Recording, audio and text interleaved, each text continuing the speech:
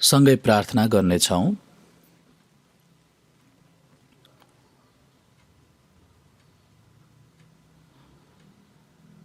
हामीलाई प्रेम गर्नुहुने पवित्र र दयालु स्वर्गमा हुनुभएको हाम्रो परमेश्वर पिताज्यू, परमेश्वरज्यूबाट टाढा भएर पापमा जिएका हामीलाई दयनीय ठान्नु भएर हामीले परमेश्वरज्यूलाई नचिन्दाखेरि नै प्रभु येशूज्यूले हामीले पाउनुपर्ने श्राप र न्यायलाई सट्टामा वहन गर्नुभयो। प्रभुज्यू मर्नु भएर बहाउनु भएको त्यो अनमोल रगतले हाम्रो पापलाई अनन्तसम्मलाई धोइदिनु भएर फेरि अब न्याय र श्राप पाउनु नपर्ने बनाउनु भएर कुनै योग्यता बिना उद्धार गरिदिनु भएर अनन्त जीवन र परमेश्वरजीको राज्यमा प्रवेश गर्न सक्ने महिमित आशा दिनुभएको त्यो ठुलो र अचम्मको अनुग्रहको लागि धन्यवाद, प्रशंसा र महिमा हाम्रो परमेश्वर पिताज्यूलाई चढाउँदछौँ। यो समयमा प्रभुज्यूको अनमोल रगतले छुटकारा पाएका हामीहरू प्रभुज्यूको अगाडि सँगै भेला भएर प्रभुज्यूको ठुलो प्रेम र अनुग्रहको प्रशंसा गर्दै प्रभुज्यूको वचन सिक्दै प्रभुज्यूसँगै रहनुहुने पवित्र समूहभित्र सङ्गति गर्न दिनुभएकोमा धन्यवाद चढाउँदछौँ। यो समयमा पनि प्रभुज्यू हामीसँगै हुनुहुन्छ भन्ने विश्वास गर्दछौँ। हामी प्रत्येक एकजनालाई हेरचाह गरिदिनु भई परमेश्वरजीको दयालु शक्तिको हातले अझै बढी पक्रिदिनुहोस्। हामीहरूको बीचमा भएका तर अझैसम्म परमेश्वरजीको प्रेमलाई साँच्चै बुझ्न नसकेका मानिस छन् भने त्यो हृदयलाई खोलिदिनु भएर परमेश्वरजीको ठुलो र अचम्मको अनुग्रहलाई साँच्चै बुझेर अनन्तको जीवन र आशा सँगै पाउन सक्ने गरी अनुग्रह प्रशस्त मात्रामा दिनुहोस्। विश्वभरि रहेका हाम्रा धेरै मण्डलीहरूलाई, कोरियाभरि भएका सबै मण्डलीहरूलाई गाह्रो अवस्थाको बीचमा विश्वासलाई सुरक्षा गरेर सुसमाचार प्रचार गर्ने सबै दाजुभाइ दिदीबहिनीहरूलाई प्रभुज्यूले अझै बढी अनुग्रह र वचन र पवित्र आत्माको शक्तिले सँगै रहिदिनु भएर यो गाह्रो समयमा प्रभुज्यूको सुसमाचार अझै बढी साहसपूर्वक प्रचार गरेर हराइरहेका धेरै आत्मालाई प्रभुज्यू कहाँ डोर्याएर उद्धार पाउने बनाउने परमेश्वरज्यूको ठुलो काम पुरा गराइदिनुहोस्। रोगी बिरामी दाजुभाइ दिदीबहिनीहरूलाई स्वास्थ्य दिनु भएर यो अन्त्यको समयमा अझै बढी प्रभुज्यूको लागि सेवा गर्दै आज्ञा पालन गर्दै जिउन सक्ने मौका अनुमति दिनुहुन प्रार्थना गर्दछौँ। समयअनुसार हामीहरूलाई वचन दिनुहुने प्रभुज्यू, हामी प्रभुज्यूको अनमोल रगतले उद्धार पाएका परमेश्वरज्यूको सन्तानको रूपमा कस्तो मानिस हुनुपर्छ भन्ने कुरा सिकाइदिनुहोस्। हामी परमेश्वरज्यूको राज्य र महिमामा प्रवेश गर्ने योग्यको मानिसको रूपमा कसरी खडा हुन सकिन्छ प्रभुज्यूले वचन र पवित्र आत्माको शक्तिले पक्रिदिनु भएर डोर्याइदिनुहोस्।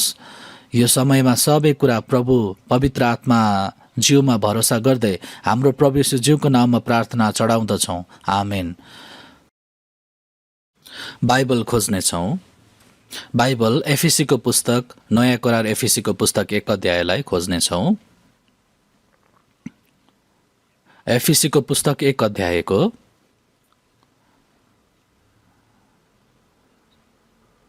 3 पददेखि 6 पदसम्म म पढ्नेछु। एफिसीको पुस्तक 1 अध्यायको 3 पददेखि म पढ्नेछु। हाम्रा प्रभु येशू ख्रिस्टका परमेश्वर र पिताको प्रशंसा होस्, जसले हामीलाई स्वर्गीय स्थानहरूमा हरेक आत्मिक आशिषले ख्रिस्टमा आशीर्वाद दिनुभएको छ। उहाँको सामुन्ने पवित्र र निष्कलङ्क हौँ भनेर संसारको उत्पत्तिभन्दा अघिबाटै उहाँले हामीलाई चुन्नुभयो।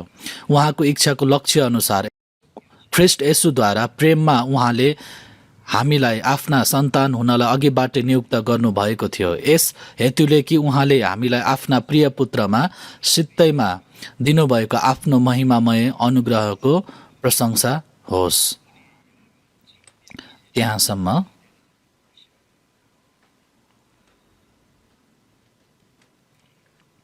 आज पनि निरन्तर रूपमा जीवित र मरेका, नयाँ गरी जन्मेका परमेश्वरज्यूका सन्तान र अझैसम्म उद्धार पाउन नसकेका मानिसहरू बीचको फरक र जीवन र गन्तव्यको विषयमा फेरि वचन बताउनेछु।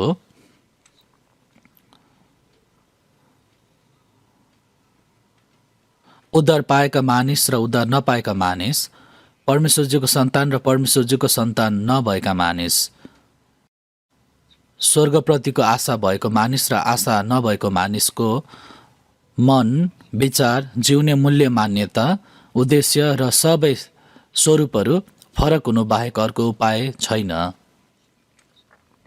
परमेश्वर ज्यू र शैतान अति नै फरक भएको जस्तै, स्वर्ग र नरक अति नै फरक भएको जस्तै, जिउँदा र मरेकाहरू बीचको सम्बन्ध अति नै फरक हुन्छ। एउटै हुनु हुँदैन। उद्धार नपाएका मानिस जस्तै, स्वर्ग जाने मानिस नरक जाने मानिस जस्तै उस्तैसँग जियो भने केही न केही गल्ती हो र यो एक विरोधाभासपूर्ण कुरा हो भन्न बाहेक अर्को उपाय छैन। त्यसैले हामी परमेश्वरज्यूको अगाडि जीवितहरू हौँ भन्ने कुरा, अब नयाँ गरी जन्मेका मानिस हौँ भन्ने कुरा एकछिन पनि नबिर्सिकन हाम्रो सबै जीवनभित्र हामी अनन्त जीवन पाएका मानिसको रूपमा, जीवित व्यक्तिको रूपमा, परमेश्वरज्यूको सन्तानको रूपमा कसरी जिउनुपर्छ भनेर बाइबलमा अति नै स्पष्ट रूपमा वचन भनिदिनु भएको छ। त्यही कारणले गर्दा उद्धार पाएको कुरामा आफै मात्र सन्तुष्टि भएर जिउने कुरा चाहिँ उद्धार नपाएका मानिस जस्तै उस्तै गरी जिउँछन् भने त्यसरी गर्नु नै हुँदैन। त्यसैले वचनको माध्यमबाट हामी आफ्नो मन जीवनलाई फेरि फर्केर हेर्ने र आफूलाई विचार गरी हेर्ने कि परमेश्वरज्यूले मलाई हेर्नुहुँदा कसरी देख्नुहुन्छ होला। बुवा आमाले आफ्ना छोराछोरीहरू स्वास्थ्यसँग अनि राम्रो मान्छेको रूपमा ठिकसँग जिएको चाहेर सहायता दिने र राम्रोसँग हेरविचार गर्ने, ठिकसँग आज्ञाकारी भएर जियो भने खुसी हुने अनि प्रशंसा गर्ने र अझै राम्रो कुरा दिनलाई चाहन्छन्। उद्धार पाएका परमेश्वरज्यूका सन्तानहरूबाट परमेश्वरज्यूको दृष्टि एकछिन पनि अन्त लानुहुन्न र आँखाको नानीलाई झैँ सुरक्षा गरेर हेर्नुहुन्छ र तिमीहरूका शिरको केससम्म सबै गन्ती गर्नुभएको छ भन्नुभएको छ। मलाई मेरो अवस्था परिस्थितिको बारेमा जति थाहा छ त्योभन्दा अझै बढी परमेश्वरज्यूलाई मेरो बारेमा राम्रोसँग थाहा छ अनि सधैँ हामीलाई हेरचाह गर्नुभए निहालेर हेरिरहनु भएको छ। हामी परमेश्वरज्यूको इच्छाअनुसार आज्ञाकारी भएर जियौँ भने परमेश्वरज्यूले ठुलो रमाहट गर्नुहुन्छ र महिमा लिनुहुन्छ। तर त्यसरी जिउन नसक्दा प्रभुज्यू अति नै दुखित हुनुहुन्छ र चिन्ता गर्नुहुन्छ भनी वचन भन्नुभएको छ। त्यस्तो मन लिएर हामीहरू एकछिनको लागि भए पनि नबिर्सिकन म चाहिँ उद्धार पाएको परमेश्वरज्यूको सन्तान हुँ, म जीवित मध्येको हुँ, मरेकाहरू भन्दा फरक छु, हाम्रो मन र विचार र जिउने सबै स्वरूपहरू महिमित आशा भएको मानिसको रूपमा योग्यसँग जिउनुपर्छ भन्ने मन सधैँ लिनुपर्छ। त्यसरी गर्न सकेन भने त्यो व्यक्ति साँच्चै उद्धार पाएको हो कि होइन भनेर हामीले थाहा पाउन सक्दैनौँ।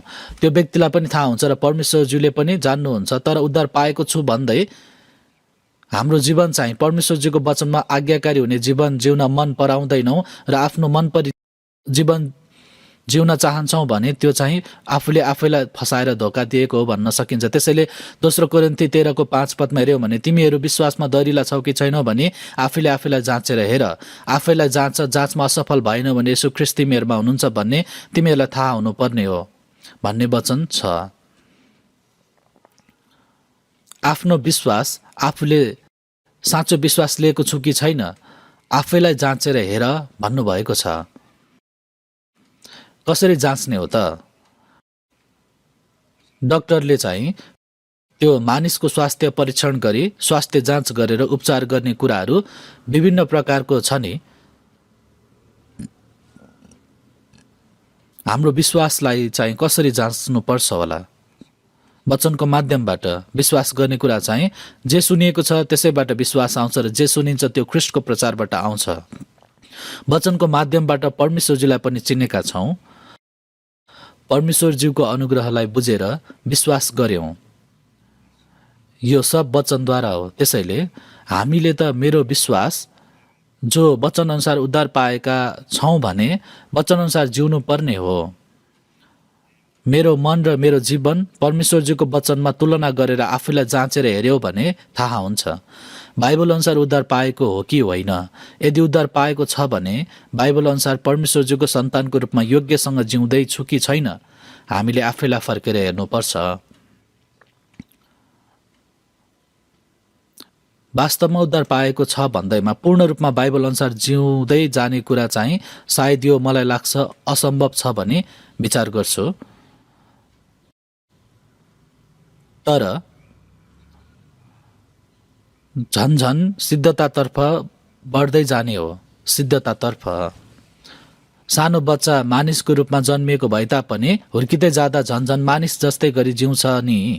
भर्खरै जन्मेको बच्चा र कुकुरको छाउरालाई सँगै राखिदियो भने सँगै दिशा गर्ने, पिसाब गर्ने, रुने, भोक लाग्यो भने खाने, त्यस्तो कुराहरू उस्तै भए तापनि अलिकति समय बितेर गयो भने कुकुर र मानिस फरक भएको जस्तै विचार गर्ने कुरा, बोल्ने कुरा, व्यवहार गर्ने यी सबै कुरा झन्झन फरक हुँदै जान्छ। उद्धार पाएर कति समय नहुँदा चाहिँ राम्रोसँग थाहा हुँदैन, तर उद्धार पाएर कति जति परमेश्वरजीको वचनमा विश्वासको वृद्धि भयो भने उद्धार पाएको मानिसको स्वरूपमा अब झन्झन निश्चितसँग हुँदछ र त्यसरी हुनुपर्दछ। विभिन्न प्रकारको वचन बताउने क्रममा आज चाहिँ यो एफिसीको पुस्तक 1 अध्यायमा भएको वचनमा केन्द्रित रहेर उद्धार पाएका परमेश्वरजीको सन्तानको रूपमा जिउँदाको विशेषता मध्येमा एउटा यो एफिसीको पुस्तक 1 अध्यायको 3 पदमा प्रशंसा होस् यस्तो वचनबाट सुरु हुँदछ। अनि यो प्रशंसा होस् भन्ने कुरा र प्रशंसाको निम्ति भन्ने कुरा यस्तो वचन यो एफिसीको पुस्तक 1 अध्यायमा 4 पटक भन्दा बढी आएको छ। अनि त्यसपछि पनि निरन्तर एफिसीको पुस्तकमा आएको छ। यो प्रशंसा गर्ने भन्ने कुरा भनेको प्रशंसा चाहिँ उद्धार पाएका मानिसहरूको लागि योग्यको हुन्छ। परमेश्वरजीको अनुग्रहले उद्धार पाएर परमेश्वरजीको सन्तान भएर स्वर्गप्रतिको आशा भएको मानिसले हृदयदेखि नै प्रशंसा गर्न सक्छ। त्यसरी गर्न नसकेको मानिससँग त्यो प्रशंसा, त्यो व्यक्ति आफूसँग कुनै सम्बन्ध छैन। त्यसैले यहाँ यो प्रशंसा होस् भन्ने वचन बाइबलमा अनगिन्ती आएको छ। प्रशंसा गर भन्ने वचन, हल्लेलुया भन्ने त्यो वचन राम्रोसँग थाहा छ नि। हल्लेलुया भन्ने यो कोरस पनि प्रख्यात छ। परमेश्वरजीको त्यो महिमालाई, जो परमेश्वरजीलाई महिमा चढाओ, परमेश्वरज्यूको महिमाको प्रशंसा गर, भजन गाओ भनिएको हो। त्यसैले प्रशंसा होस् भनेर एफिसी 1 अध्यायको 3 पदमा सुरु भएको छ। किन प्रशंसा गर्नुपर्छ त? किन प्रशंसाको भजन गाउनुपर्छ त? हाम्रा प्रभु येशू ख्रीष्टका परमेश्वर र पिताको प्रशंसा होस्, जसले हामीलाई स्वर्गीय स्थानहरूमा हरेक आत्मिक आशिषले ख्रीष्टमा आशीर्वाद दिनुभएको छ भन्नुभयो। परमेश्वरजी हाम्रा पिता, यहाँ चाहिँ हाम्रा प्रभु येशू ख्रीष्टका परमेश्वर र पिता भन्नुभयो। एफिसी 1 अध्यायको 2 पदमा चाहिँ हाम्रा परमेश्वर पिता भन्नुभयो र यहाँ चाहिँ 3 पदमा हाम्रा प्रभु येशू ख्रीष्टका पिता भन्नुभयो। येशूज्यू पुनरुत्थान हुनु भएपछि मेरा पिता र तिमीहरूका पिता र मेरा परमेश्वर र तिमीहरूका परमेश्वर मेरा भाइहरू भन्नुभयो।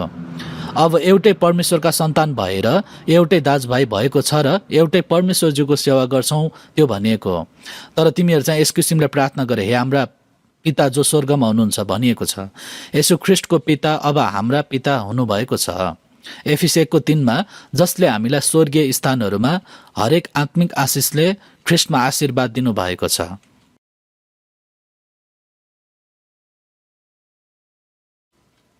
मानिसहरू जो कोहीले पनि आशिष पाउन चाहन्छन्, तर त्यो आशिष चाहिँ के हो भन्ने कुरा मानिसहरूलाई राम्रोसँग थाहा छैन।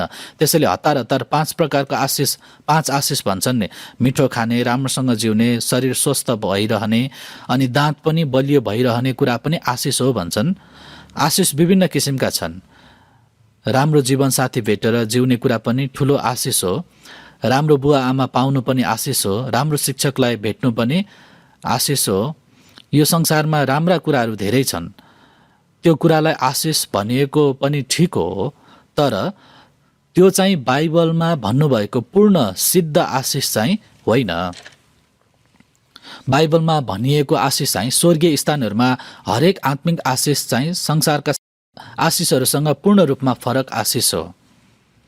स्वर्गीय स्थानहरूमा हरेक आत्मिक आशिषले हामीलाई ख्रीष्टमा आशीर्वाद दिनुभएको छ। यो चाहिँ आत्मिक अनन्तको महिमित आशिषलाई भनिएको हो।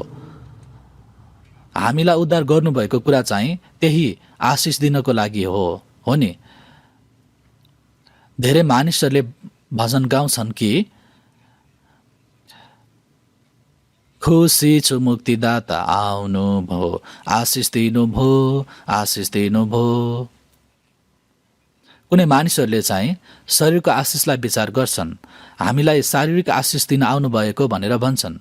त्यसैले मण्डली जाने मानिसहरू पनि भन्छन् कि परमेश्वरज्यू आशिष दिनुहोस्, अनि त्यो आशिष चाहिँ आफ्ना छोराछोरीहरूलाई राम्रो होस्, अध्ययन राम्रो गरेर राम्रो पेसा पाएर राम्रो सत्कार पाओस्, व्यापार व्यवसाय राम्रो होस्, स्वस्थ रहोस्। यी कुराहरू आशिषै होइन भन्ने त होइन, तर त्यस्तो आशिष दिनको लागि भनेर प्रभुजी आउनुभएको होइन। येशूजी यो संसारमा आउनु भएर कति धेरै दुःख भोग्नुभयो। प्रेरितहरूले चाहिँ उद्धार पाइसकेपछि कुन आशिष पाएका थिए? उनीहरू सङ्कष्टमा, सतावटमा, नग्नतामा, भोकमा, प्यासमा, अनिदो रातमा, ठन्डीमा, जाडोमा धेरै पटक, लौरोको पिटाइमा धेरै पटक मृत्युको जोखिममा परे र उनीहरू प्राय सबै शहीद भएर मरेका थिए। उद्धार पाइसकेपछि उनीहरूले कुन आशिष पाए होला? उनीहरूले चाहिँ अनन्तको आशिष पाएकोले गर्दा यो संसारमा जुनसुकै कष्ट, जुनसुकै गाह्रो अवस्थालाई पूर्ण रूपमा जित्न सकेका थिए। त्यसैले हामीले पाएको आशिष चाहिँ मानिसहरूले सोच्ने त्यस्तो आशिषहरू भन्दा पूर्ण रूपमा फरक आशिष, यो संसारको आशिष होइन, स्वर्गीय स्थानका सबै आत्मिक आशिष पाएका छौँ। त्यसैले हामीलाई स्वर्गीय स्थानहरूमा हरेक आशिषले ख्रीष्टमा आशीर्वाद दिनुभएको छ। एफिसीको 4मा संसारको उत्पत्तिभन्दा अघिबाटै उहाँले हामीलाई चुन्नुभयो। यसरी भन्नुभयो, परमेश्वरजीले हामीलाई दिन खोज्नु भएको आशिष उत्पत्तिभन्दा अघिबाटै परमेश्वरजीले योजना गर्नु भएर तयारी गर्नुभएको, उत्पत्तिभन्दा अघिबाटै ख्रीष्टमा चुन्नु भएको भनेको कुरा, यो चुन्नु भयो भन्ने कुरालाई गलत बुझ्नु हुँदैन। स्वर्ग जाने मान्छे, नरक जाने मान्छे उत्पत्तिभन्दा अघिबाट नै योजना गरी तालिका बनाउनु भयो। त्यसैले यो पहिले नै परमेश्वरज्यूले योजना गर्नुभएको भने यो सिद्धान्तलाई विश्वास गर्ने मानिसहरू धेरै छन्। त्यस्तो अघि नै तालिका बनाएको भन्ने होइन, त्यो चाहिँ ठुलो गलत धारणा हो। त्यसैले परमेश्वरजीले चुन्नुभएका मानिस सबैले उद्धार पाउँछन्। जति नै विश्वास गर्छु भने पनि नचुनिएका मानिसले विश्वास गर्दैनन्, उद्धार पाउँदैनन्, यसरी भन्छन् तिनीहरूले। त्यस्तो हो भने परमेश्वरज्यू कति धेरै विरोधाभासपूर्ण परमेश्वरज्यू बन्नुहुन्छ होइन र? बाइबलमा 1 तिमोथी 2:4मा परमेश्वरजीले सबै मानिसले उद्धार पाएको चाहनुहुन्छ भन्नुभयो। मत्ती 18:14मा यी सानाहरूमध्ये एकजना पनि नष्ट हुने परमेश्वरजीको इच्छा होइन भन्नुभयो। तितस 2:11मा किनकि सबै मानिसहरूका मुक्तिको निम्ति परमेश्वरको अनुग्रह प्रकट भएको छ। यूहन्ना 3:16मा ताकि उहाँमाथि विश्वास गर्ने कोही पनि नाश नहोस् तर त्यसले अनन्त जीवन पाओस् भन्ने यो वचनहरूसँग चाहिँ पूर्ण रूपमा उल्लङ्घन हुने कुरा होइन र?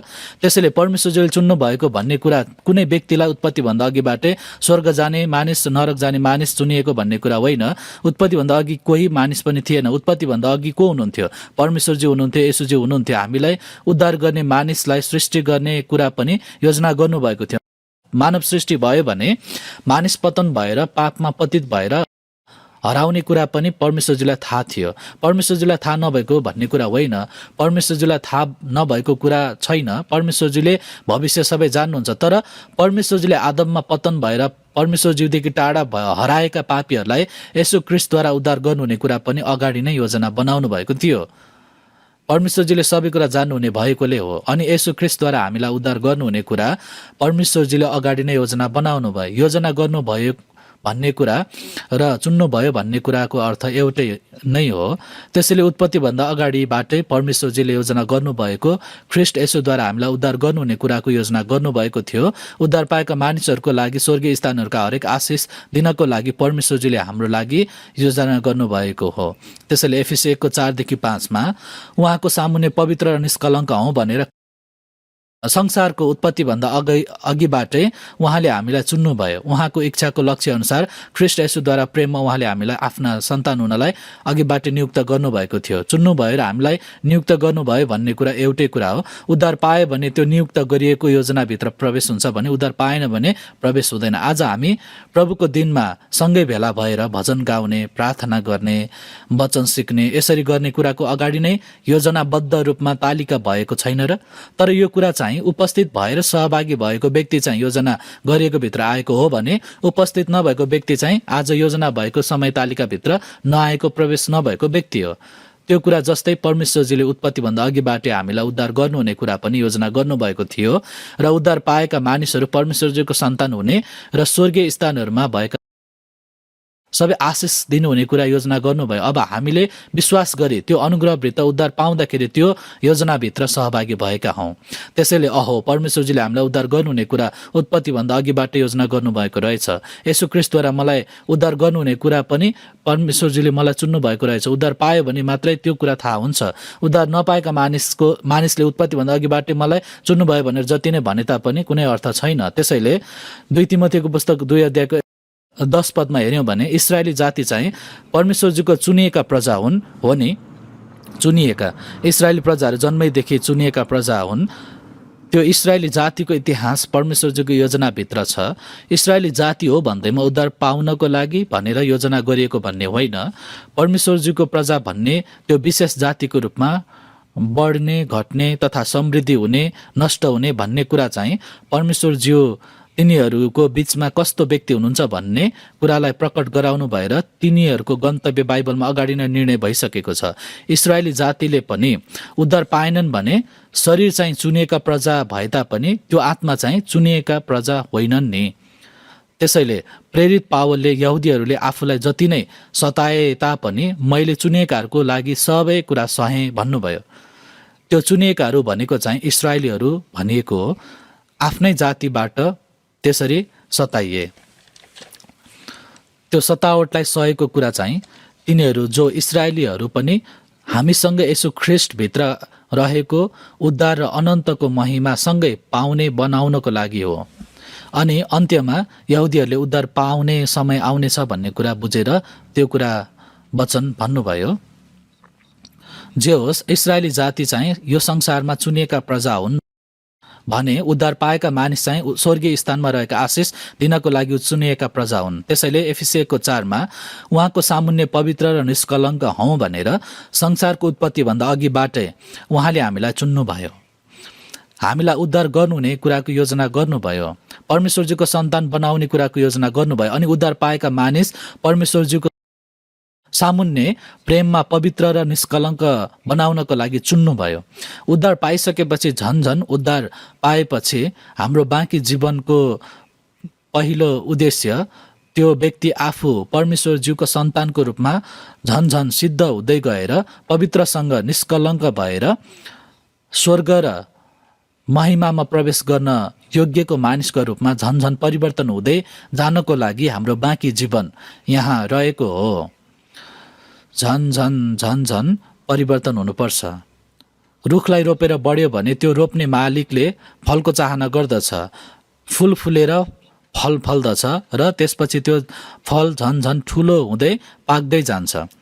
अब पूर्ण रूपमा बढेर पाक्यो भने ठ्याक्क टिपेर लान्छ। त्यसैले अब हामीले उद्धार पाएपछि परमेश्वरजीको सन्तानको रूपमा परमेश्वरजीको राज्यमा प्रवेश गर्नको लागि योग्यको फल भएर झन्झन त्यो महिमामा प्रवेश गर्न योग्यको मानिस हुँदै जानुपर्छ। त्यसैले 2 थेसलोनिकीको पुस्तक 1 अध्यायमा पनि परमेश्वरज्यूले हामीलाई उद्धार गर्नु भएको कुरा र त्यो महिमामा प्रवेश गर्न योग्य हुने बनाउनु भयो। त्यो महिमामा प्रवेश गर्न योग्यको मानिस हुनुपर्दछ।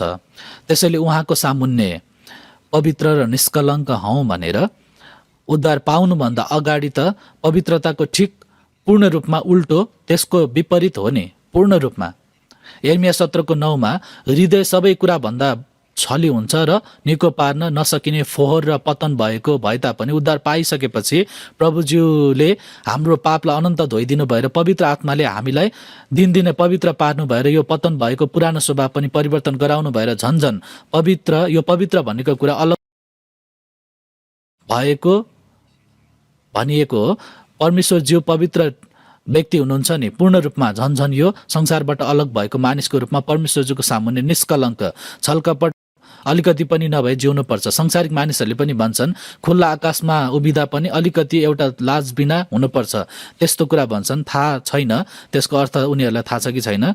खुल्ला आकाशमा हामी चाहिँ परमेश्वरज्यूले देख्नुहुने गरी साँच्चै एक थोपा पनि लाज बिना पवित्र र निष्कलङ्क भएको परमेश्वरज्यूले चाहनुहुन्छ। पहिलो पत्रुस 1 अध्यायमा हेऱ्यौँ भने परमेश्वरज्यूले तिमीहरू पवित्र हो किनभने म पवित्र छु, तिमीहरू आफै पनि जीवनका सबै रहनसहनमा पवित्र हो भन्नुभयो। अब हाम्रो बोली र व्यवहार झन पवित्र भएको हुनुपर्दछ। त्यसैले एफिसी 1:4 र 5मा उहाँको सामुन्ने पवित्र र निष्कलङ्क हौँ भनेर संसारको उत्पत्तिभन्दा अघिबाटै उहाँले हामीलाई चुन्नुभयो। उहाँको इच्छाको लक्ष्य अनुसार येशू ख्रीष्टद्वारा प्रेममा उहाँले हामीलाई आफ्नो सन्तान हुनलाई अघिबाट नियुक्त गर्नुभयो। उहाँको इच्छाको लक्ष्य अनुसार ख्रीष्ट येशूद्वारा प्रेममा उहाँले हामीलाई आफ्ना सन्तान हुनलाई नियुक्त गर्नुभयो। उद्धार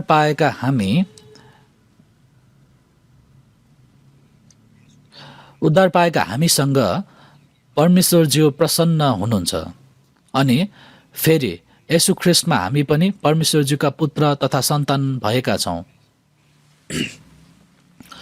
येशूज्यू चाहिँ ज्येष्ठ हुनुहुन्छ, हामीहरू चाहिँ साना पुत्रहरू हौँ। त्यसैले आफ्ना सन्तान हुनलाई नियुक्त गर्नुभयो। होइन, परमेश्वरज्यूको पुत्र तथा सन्तान भन्ने कुरालाई कसरी विचार गर्नुहुन्छ? के यो सजिलो काम हो?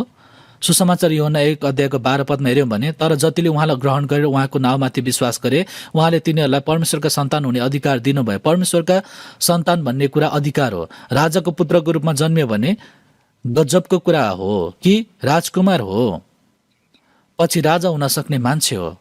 के त्यो अधिकार होइन र? मैले हिजो टिभीमा हेर्दाखेरि उत्तर कोरियाको किम जङ उनको छोरी कहिलेकाहीँ आफूसँगै लिएर आउँछन्। किन लिएर आएको भन्ने थाहा छैन। मेरी छोरी सुन्दरी छिन् भनेर गर्व गर्न लिएर आएको हो कि, तर किम जङ उनको दाहिने हात जस्तो उनको छेउमा रहेर सहयोग गर्ने, हेर्दा एकदम उच्च मान्छे जस्तो देखिन्छ। यसरी आफ्नो पोसाकमा के तकमाहरू झुन्ड्याएको थियो। त्यो सानो नानीको अगाडि घुँडा टेकेर यसरी हातले मुख छोपेर के भन्दै थियो। तर त्यो सानो नानी चाहिँ हाँस्दै थिइन्। होइन, उमेर धेरै भएको मान्छेले, अति उच्च मान्छेले सानो बच्चाको अगाडि घुँडा टेकेर किन त्यस्तो गरेको? किनकि त्यो बच्चा उत्तराधिकार पनि हुन सक्छ भन्ने विचार गरेको हो। त्यो हेरेर साँच्चै यो संसारमा हाँसो लाग्दो कुरा सबै छ भनी विचार गरे। हामी चाहिँ साँच्चै परमेश्वरज्यूका सन्तान हौँ भन्ने कुरा उत्तराधिकार हो, जो चाहिँ सन्तान हुने अधिकार दिनुभयो। स्वर्गदूत महिमित छन्, परमेश्वरज्यू पछिको शक्ति पनि छ तिनीहरूसँग, तर परमेश्वरज्यूका सन्तान चाहिँ हुन सक्दैनन्। थाहा छ हजुरहरूलाई? स्वर्गदूतहरूलाई परमेश्वरज्यूले परमेश्वरज्यूका सन्तानलाई सेवा गर्न पठाउनु भयो भनी भन्नुभएको छ।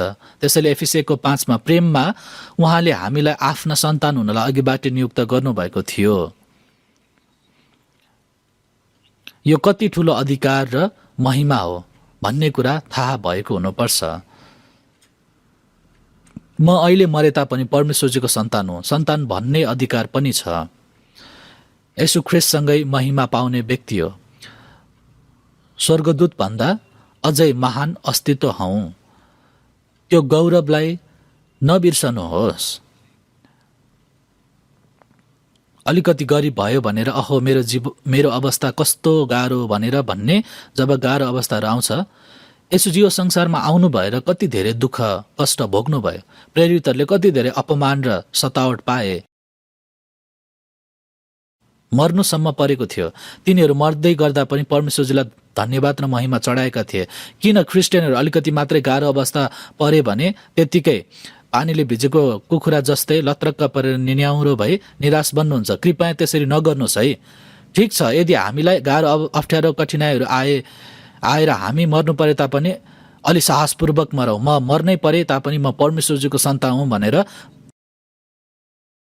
यस प्रकारको गौरव लिनुहोस्। परमेश्वरज्यू प्रसन्न हुनुहुनेछ। त्यसैले एफिसी 1:6मा यस हेतुले कि उहाँले हामीलाई आफ्ना प्रिय पुत्रमा सिक्दैमा दिनुभएको आफ्नो महिमामय अनुग्रहको प्रशंसा होस्। किन हामीलाई उद्धार गरेर स्वर्गीय स्थानमा आत्मिक आशिष दिनुभयो र परमेश्वरज्यूका पुत्रहरू तथा सन्तानहरू बनाउनु भयो भन्दा त्यसको उद्देश्य त्यो महिमामय अनुग्रहको प्रशंसाको निम्ति हो भन्ने वचन हो। मैले चाहिँ बाइबलको वचन हेर्दा अहो हामीलाई उद्धार गर्नुभएको उद्देश्य परमेश्वरजीको अनुग्रहको महिमाको लागि अनुग्रहद्वारा छुटकारा दिनुभयो। अनुग्रहको अन्तिम परिणाम परमेश्वरजीको महिमा हो। हामीलाई उद्धार गरिदिनु भएको कुरा पनि परमेश्वरजीको आफ्नो महिमाको लागि हो। परमेश्वरजीले भन्नुभयो यसाया 43:25 म उही हुँ जसले तेरा अपराधहरूलाई मेरो आफ्नै खातिर मेटिदिन्छ र तेरा पापहरूलाई सम्झँदैन। हामीलाई उद्धार गरिदिनु भएको कुरा पनि परमेश्वरजीको आफ्नो महिमाको लागि हो। हामीलाई सृष्टि गर्नुभएको कुरा पनि परमेश्वरजीको महिमाको लागि हो। हामीलाई उद्धार गरिदिनु भएको कुरा चाहिँ परमेश्वरजीको महिमाको लागि हो। त्यो महिमामय अनुग्रहको प्रशंसा होस् भन्नुभयो। हामीलाई उद्धार गर्नुभएको उद्देश्य परमेश्वरजीको महिमाको प्रशंसा गर्नको लागि हो। त्यसैले परमेश्वरजीको प्रशंसा गर्ने भन्ने कुरा कति धेरै बहुमूल्य हो भन्ने कुरा थाहा भएको हुनुपर्छ। भजन सङ्ग्रहको पुस्तकमा हेऱ्यौँ भने प्रशंसाको विषयको कुरा अति धेरै आएको छ नि। परमेश्वरजीको प्रशंसा गर्ने कुरा इस्राएली मानिसहरूको चाहिँ भजन समूह छुट्टै थियो, ती समूह धेरै थिए। हाम्रो मण्डलीका भजन समूहले पनि कति धेरै राम्रो गर्नुहुन्छ नि। त्यो भजनका विषयहरू कति धेरै राम्रो छ, अति धेरै। हामीले अहिले गाउने भजनको शब्दहरू चाहिँ प्राय सबै नयाँ गरी जन्मेका मानिसहरूले मनमा खुसी, धन्यवादी, आफ्नो विश्वासप्रतिको गवाही, विश्वासको स्वीकार, परमेश्वरज्यूको महिमाको विषयको धन्यवाद र प्रशंसा गर्ने त्यो विषयलाई कविताबद्ध रूपमा त्यसरी लेखेका हुन्। अनि आफू प्रभुज्यूको लागि जिउँछु भन्ने दृढ सङ्कल्प र निर्णय, त्यस्ता कुराहरू सबै भजनमा हेऱ्यौँ भने छ नै। त्यो भजनभित्र प्रार्थना पनि छ, गवाही पनि छ, आफ्नो विश्वासको स्वीकार पनि छ, विभिन्न प्रकारका विषयहरू छ। त्यसरी कविताबद्ध रूपमा लेखेर राखेका कुराहरूमा अरू मानिसहरूले सङ्गीत राखेर गाउने त्यो नै भजन हो। तर भजन गाउने मानिसले कुनै विचारै बिना भजनको शब्द मात्रै राम्रो भएकोले, लय सङ्गीत राम्रो भएकोले त्यत्तिकै गायो भने त्यो चाहिँ झ्याउकिरीले हल्ला गरेर स्वर निकालेको कुरासँग के फरक छ र? कुनै अर्थ हुँदैन। त्यो कुरालाई परमेश्वरज्यूले मन पराउनुहुन्न। जति नै सुन्दर सुन्दर लय सङ्गीतमा राम्रोसँग गाए तापनि परमेश्वरज्यूको चाहिँ हामीहरूको जस्तो कान छैन। हामीहरूको जस्तो यस्तो कान परमेश्वरज्यूको नभएकोले, तर हामी चाहिँ राम्रो सङ्गीतमा मिठो स्वरमा गाएको देख्यो भने अहो साँच्चै कसरी त्यसरी राम्रो मिठो स्वरमा राम्रोसँग गाएको होला भनेर त्यसरी मन छोए तापनि, तर स्वर मिठो रहेछ भनेर परमेश्वरज्यूको मन छुने काम चाहिँ कहिल्यै हुँदैन। हामीहरूको जस्तो भावना, हामीहरूको जस्तो कान परमेश्वरज्यूसँग छैन। त्यो भजन गाउने, प्रशंसा गर्ने मानिसको मन, त्यो आत्मा, त्यो मानिस के साँच्चै परमेश्वरज्यूलाई महिमा चढाउँदैछ कि छैन, त्यो हेर्नुहुन्छ। त्यसैले हाम्रो मनभित्र भएको धन्यवाद, खुसी र महिमालाई मुखबाट भजन गाउने, मनबाट भजन गाउने, प्रशंसा गर्ने हो। हाम्रो जीवन सबै नै भजन प्रशंसा भएको हुनुपर्छ। त्यसरी गर्यो भने मात्रै परमेश्वरजीको सामुन्ने साँचो प्रशंसा तथा भजन हुँदछ। त्यसैले एफिसीको 3 हाम्रा प्रभु येशू ख्रीष्टमा परमेश्वर र पिताको प्रशंसा होस् भन्नुभयो र शपथको अन्तिममा आफ्नो महिमामय अनुग्रहको प्रशंसा होस् भन्नुभयो। त्यसरी वचन छ। पहिलो पत्रुसको पुस्तक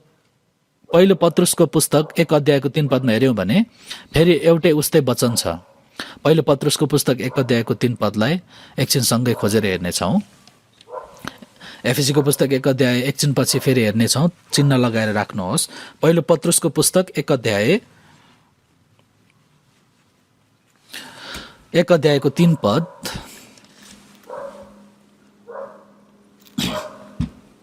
3 र 4 पदलाई सँगै पढौँ। परमेश्वर र हाम्रा प्रभु येशू ख्रीष्टका पिता धन्यका हुनुहुन्छ। उहाँको महान कृपाले मृतकबाट येशू ख्रीष्टको पुनरुत्थानद्वारा एउटा जीवित आशाको निम्ति हामी नयाँ गरी जन्मेका छौँ। स्वर्गमा तिमीहरूका निम्ति साँची राखेको उत्तराधिकार अविनाशी, विशुद्ध र नवैलने किसिमका छन्।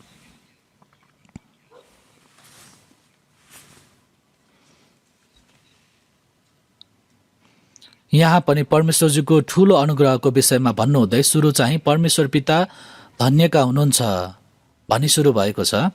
किन हामीले प्रशंसा गर्नुपर्छ त? त्यसको कारण त्यस पछाडि बताइएको छ। परमेश्वर र हाम्रा प्रभु येशू ख्रीष्टका पिता धन्यका हुनुहुन्छ। उहाँको महान कृपाले, कृपा भनेको दया देखाउनु हो। जति नै पाप धेरै भए तापनि परमेश्वरज्यू मलाई दयनीय ठानिदिनुहोस्।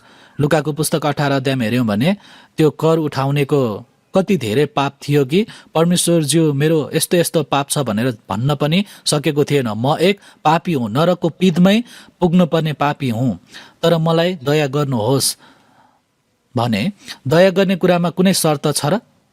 मानिसहरू 100 जनालाई हिर्काएर मारे पनि हजुर मैले गल्ती गरेँ, मलाई दया गर्नुहोस्, त्यस्तो भए दया गर्ने हो कि दया नगर्ने? दया नगर्ने भए त्यसलाई मार्ने हो कि? दुई मध्ये एक हो। दया गर्ने कुरामा कुनै कारण छैन। पहिलो पत्रुस 1:3 उहाँको महान कृपाले मृतकबाट येशू ख्रीष्टको पुनरुत्थानद्वारा येशूज्यू मर्नु भएर पुनरुत्थान हुनुभयो, हामीलाई उद्धार गर्नुभएको कुरा, हामीलाई दया गर्नुभएको परमेश्वरज्यूको प्रेमको परिणाम हो।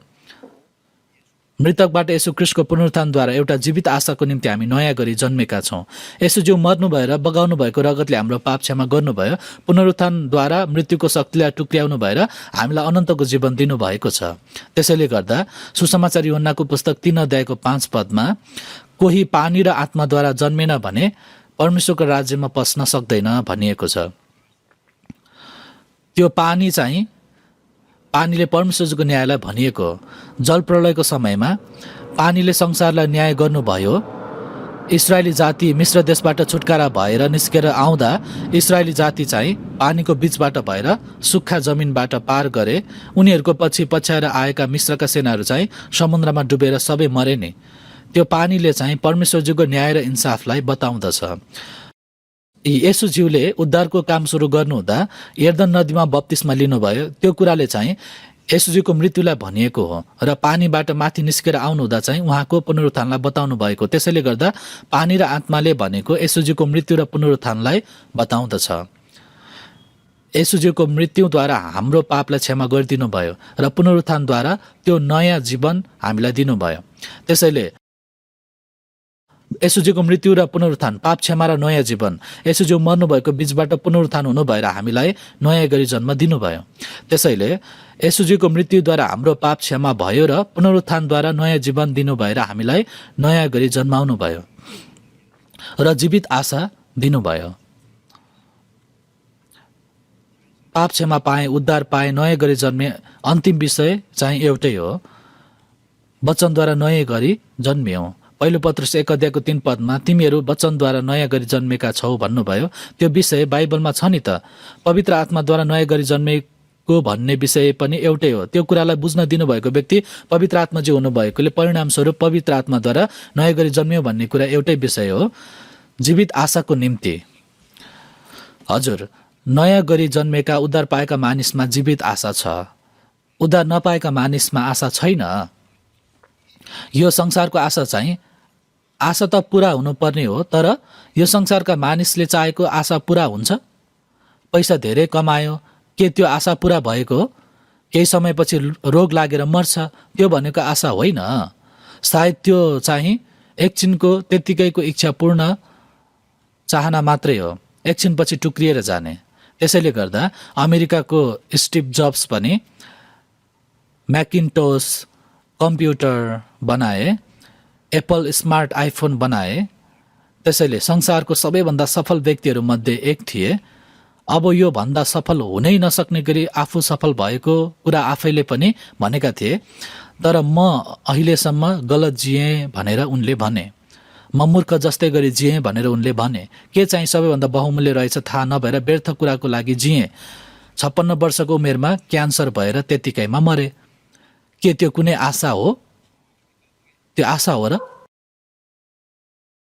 यो भनेको आफूलाई धोका दिएको हो, अहङ्कारमा फसेको हो। त्यो चाहिँ आशा होइन। आशा चाहिँ आशा नै हो, तर मरेको आशा हो। मरेको कुरामा के आशा छ र? तर हामीसँग चाहिँ जीवित आशा छ, अनन्तको जीवन, अनन्तको आशा हो। पहिलो पत्रुस 1:3 जीवित आशाको निम्ति, त्यो जीवित आशा चाहिँ के हो त?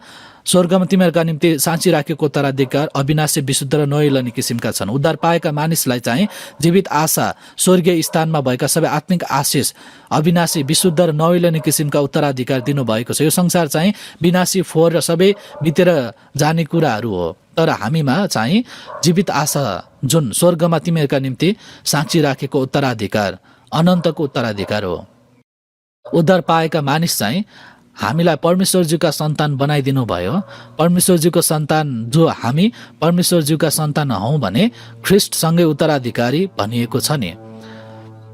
स्वर्गको उत्तराधिकार पाएका उत्तराधिकारी हौँ। परमेश्वरज्यूको राज्य मेरो हो। स्वर्ग राज्य जो पिताको घर अब मेरो हो। त्यसैले सुसमाचार यूहन्नाको पुस्तक 14 अध्यायमा तिमीहरूको हृदय व्याकुल नहोस्, मेरा पिताको घरमा बस्ने ठाउँहरू धेरै छन्, यसरी भन्नुभयो।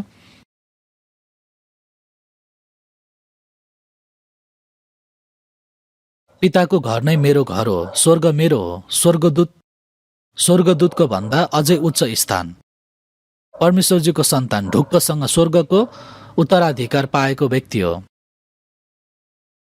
राजाको छोरा भएर जन्मियो भने राम्रै जन्मे नि राम्रोसँग नजन्मिए नि राजकुमार हो नि।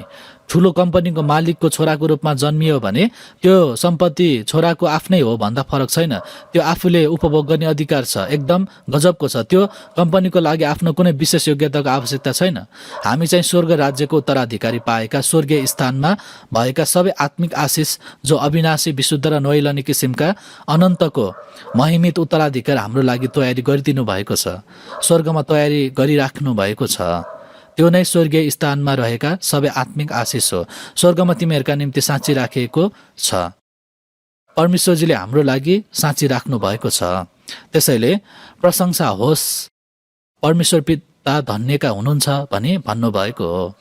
त्यसैले नै हामीले प्रशंसा गर्ने हो। त्यो अनुग्रहको प्रशंसा गर्दछौँ। हामीलाई परमेश्वरजीको सन्तान बनाइदिनु भएको त्यो अचम्मको, त्यो महिमित अनुग्रहको प्रशंसा गर्छौँ। अनन्तको महिमित स्वर्ग राज्यको उत्तराधिकार दिनुभएकोमा प्रशंसा गर्छौँ। हामीले रात दिन उहाँको प्रशंसा गरे तापनि त्यो पर्याप्त हुँदैन। त्यसैले हामीले प्रशंसा गर्ने भनेको यो स्वाभाविक काम हो। हामीलाई उद्धार गर्नुहुने परमेश्वर पिताजी हो। हामीबाट अनन्तको महिमा पाउनको निम्ति योग्यको व्यक्ति हुनुहुन्छ।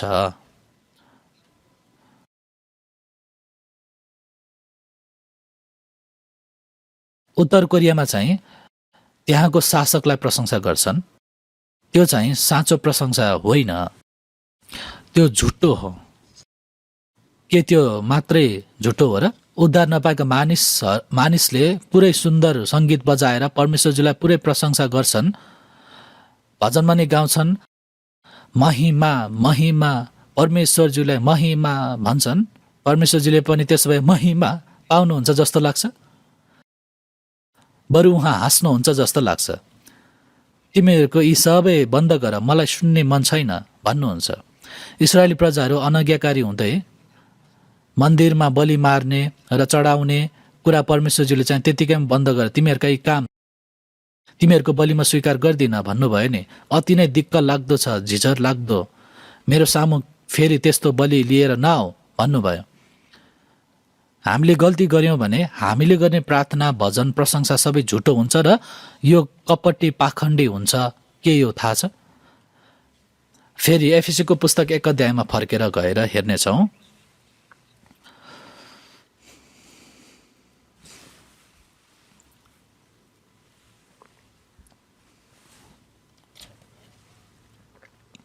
एफिसीको पुस्तक 1 अध्यायको 14 पदलाई हेर्नेछौँ।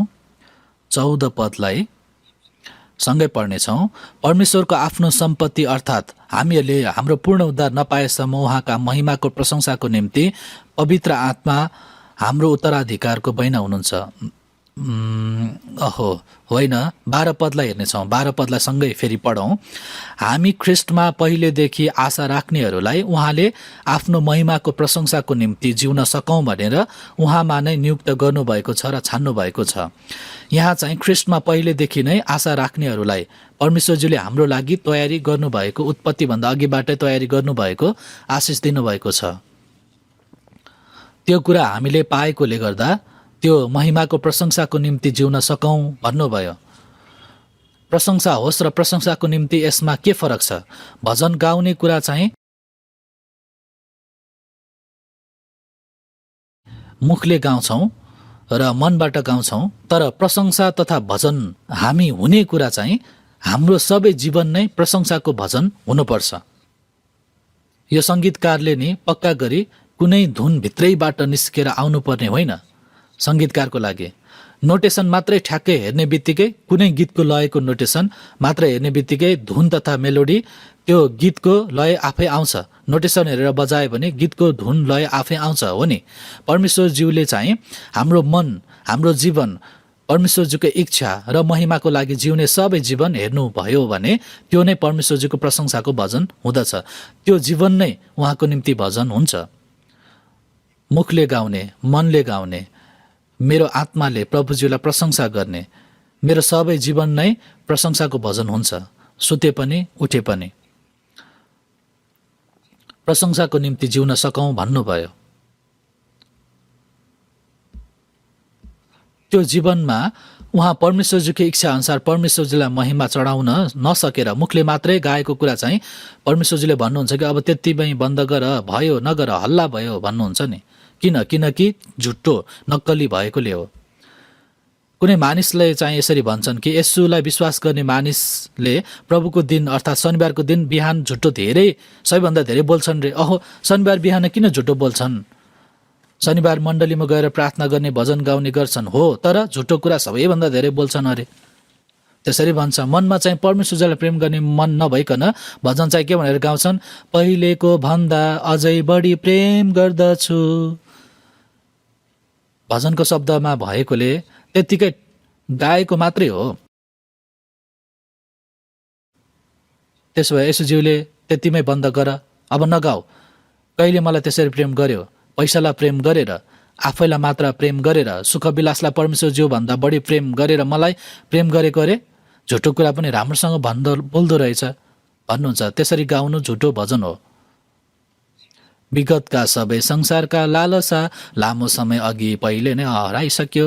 स्टप, रोक। संसारका लोभ लालच घाँटीसम्म पुरै भरिएर विगतका सबै संसारका लालसा लामो समय अघि पहिले नै हराइसक्यो। कहिले हरायो? कहिले? लामो समय अघि हराइसक्यो रे। झुटो कुरा पनि राम्रोसँग बोल्दो रहेछ। भेटी, यो शनिबारको भेटी चढाउँदा हामी चाहिँ भेटी थाप्ने थैलो डुलाउँदैनौँ। कसले भेटी हाल्यो कि हालेन कसैले पनि चासो लिँदैनन्, म पनि चासो लिन्न। त्यो भनेको त परमेश्वरज्यू र त्यस मानिस बीचको सम्बन्ध हो। त्यसैले भेटी हाले पनि नहाले पनि चासो लिनुपर्ने कुरा के छ र? तर प्रायः जसो भेटी पहिले भेटी उठाउन थैलो जस्तो डुलाउँथ्यो। आजभोलि चाहिँ टोकरी अर्थात् डालो भेटी उठाउनलाई डुलाउँछन्। अनि पास्टरहरूले त्यो डालो सँगसँगै आँखा यताउता डुलाउँछन् यसरी। त्यसैले गर्दा भेटी नहाली हुँदैन। ठुलो पैसा चढाउँ कि कन्जुस लागेर सानो पैसा छैन सिक्का पो चढाउँ कि फेरि सिक्का हाल्दा ट्याङर्याङ्ग स्वर आउने हो कि डर लाग्छ। त्यसरी कहिले त खाली हात टोकरीमा हालेर निकाल्छन्। त्यस्तो मानिस त नभए तापनि त्यस्तो पनि हुनसक्छ। म माध्यमिक विद्यालयमा जाँदाखेरिदेखि मण्डली जान थालेको थिएँ। त्यति बेला पुरानो बेलाको 10 रुपियाँको एउटा पैसा थियो। अनि मैले मण्डलीमा जाँदा भेटी हाल्न लान्थेँ। तर यो सबै भेटीमा हाल्न कन्जुस गरेर 5 रुपियाँ बाटैमा केही किनेर खान्थेँ अनि 5 रुपियाँ चढाउँथेँ भेटीमा।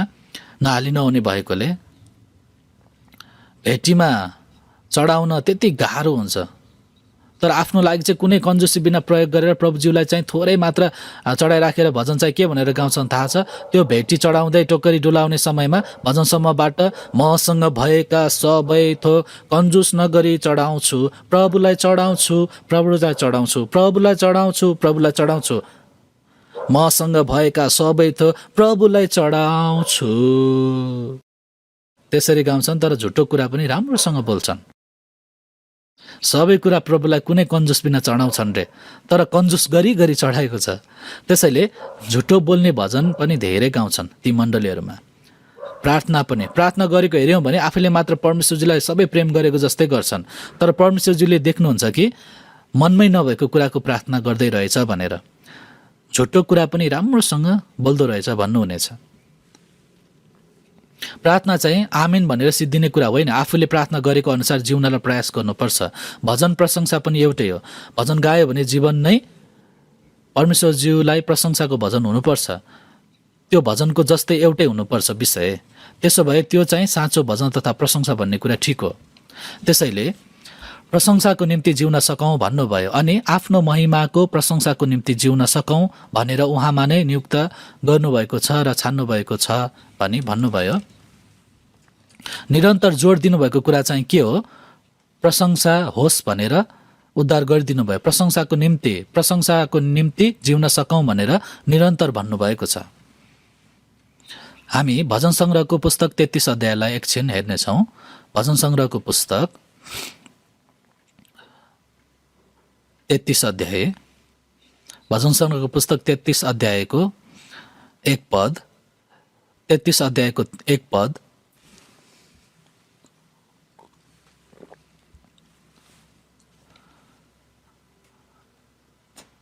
भजन सङ्ग्रह 33 अध्यायको 1 पद सँगै पढ्नेछौँ। हे धर्मी गण हो, परमप्रभुमा आनन्दसित भजन गाओ, सोझो मन भएकाहरूले उहाँको स्तुति गर्नु सुहाउँदो छ। हे धर्मी गण हो, धर्मी भनेको को हो भन्दा उद्धार पाएका मानिस धर्मी हो। हामीलाई उद्धार गर्नु भएर हाम्रो दर्जा धर्मी भयो हो। धर्मी चाहिँ धार्मिकतासित जिउनु पर्यो नि वचनअनुसार। उद्धार पाउनुभन्दा अगाडि धर्मी एकजना पनि थिएन, तर उद्धार पाएका क्रिस्चियनहरू हे धर्मी गण हो, अब परमप्रभुमा आनन्दसित भजन गाओ भन्नुभयो। हामी चाहिँ सांसारिक कुरा छ भनेर आनन्द गर्ने होइन, त्यो पनि रमाइलो त हुन्छ, तर सबैभन्दा ठुलो रमाहाट चाहिँ हामीलाई उद्धार गर्नुभएको कुरा हो। त्यसैले पहिलो पत्रुस 1 अध्यायको 8 पदमा हेऱ्यौँ भने तिमीहरूले उहाँलाई नदेखे तापनि प्रेम गर्छौ, उहाँलाई तिमीहरू अहिले देख्दैनौ तापनि उहाँमाथि विश्वास गर्छौ र अवर्णनीय र गौरवमय आनन्दमा रमाउँछौ। तिमीहरूका विश्वासको प्रतिफल स्वरूप तिमीहरूले आफ्ना आत्माको मुक्ति पाउँछौ भन्नुभयो।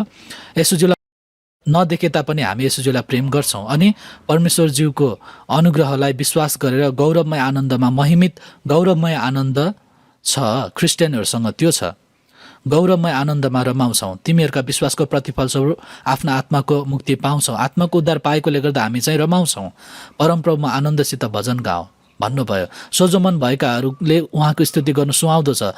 प्रशंसा धर्मीहरूले गर्ने हो अनि त्यो खुसी धन्यवाद भरिएर पोखिने मानिसले स्वाभाविक रूपमा भजन स्तुति गाउँदछ। सोझो मन भएकाहरूले उहाँको स्तुति गर्नु सुहाउँदछ। इमान्दार भजन, त्यो मनदेखि नै उर्लेर आउने भजन नै इमान्दार भजन हो।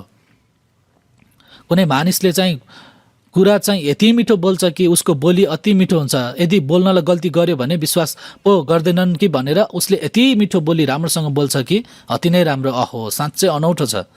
त्यो आफू एक्लैले परमेश्वरजीलाई पुरै प्रेम गरेको जस्तै आजीवन प्रभुजीको लागि जिउँछ जस्तै बोल्छ, तर व्यवहार चाहिँ कहिल्यै बोलेको जस्तै होइन त। गवाई दिएको हेऱ्यौँ भने एकदम राम्रोसँग इसाई जीवन जिउने व्यक्तिको जस्तै गरिदिन्छ। पहिला कुनै एउटा मण्डलीको एउटा बहिनीले गवाई यति राम्रो दिनुहुन्थ्यो कि प्रत्येक अरू मण्डलीबाट त्यो बहिनीलाई हाम्रो मण्डलीमा आउनु भएर पनि गवाई दिनुहोस् न भनेर निमन्त्रणा पाउनु भएको थियो।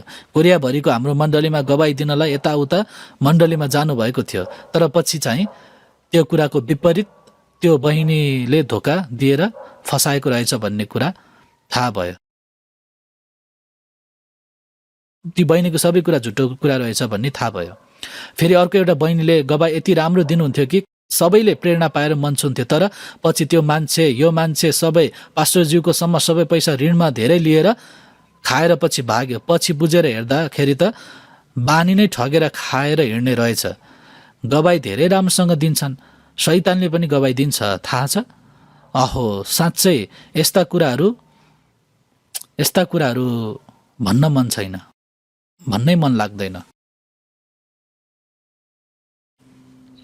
भजन चाहिँ सोझो मन भएकाहरूले गाउनु सुहाउँदो हुन्छ। इमान्दार भजन नयाँ गरी जन्मेका क्रिस्चियनहरूले गाउनै पर्ने इमान्दार भजन सोझो मनले गाउनुपर्छ हो नि। प्रार्थना गर्दा पनि भजन 17:1 हे परमप्रभु मेरो धार्मिक पुकार सुनिदिनुहोस्, निष्कपट मुखबाट निस्केको मेरो प्रार्थनामा कान लगाउनुहोस्, मेरो इमान्दार प्रार्थना सुनिदिनुहोस्, निष्कपट मुखबाट निस्केको मेरो प्रार्थनामा कान लगाउनुहोस्। परमेश्वरजीले प्रार्थना गर्ने मन सबै देख्नुहुन्छ। त्यो प्रार्थना साँचो प्रार्थना हो कि होइन भनेर। प्रार्थना यो सामूहिक रूपमा प्रतिनिधित्वको रूपमा प्रार्थना एकदम राम्रोसँग गर्छन् र त्यो प्रार्थना तयारी गर्नलाई कति दिनसम्म लगाएर राम्रो राम्रो शब्द छानेर वाक्य बनाएर तयारी गर्छन्। त्यो मनदेखि नै निस्केर आएको हो भने त योग्यको हुन्छ। तर मनमै नभएको प्रार्थना गर्छ भने परमेश्वरज्यूलाई गिल्ला गरेको ठट्टा गरेको कुरा हुन्छ। यो के त्यो परमेश्वरज्यूलाई गरेको प्रार्थना हो? येशूज्यू बेथलेहममा जन्मिनु हुँदा बेथलेहममा राति भेडा रुँग्ने हेरचाह गर्ने गोठालाहरू कहाँ स्वर्गदूत प्रकट भएका थिए नि। गोठालाहरू स्वर्गदूत देखेर छक्कै परेर डराए। स्वर्गदूतले तिनीहरूलाई भने नडराओ, छक्क नपर, किनभने हेर म तिमीहरूलाई बडो आनन्दको सुसमाचार सुनाउँछु जो सबै मानिसहरूका निम्ति हुनेछ। आजको दिन बेथलेहममा मुक्तिदाताको जन्म भएको छ। येशूज्यू जन्मिनु भएको त्यो ठाउँबाट स्वर्गदूत देखा परे।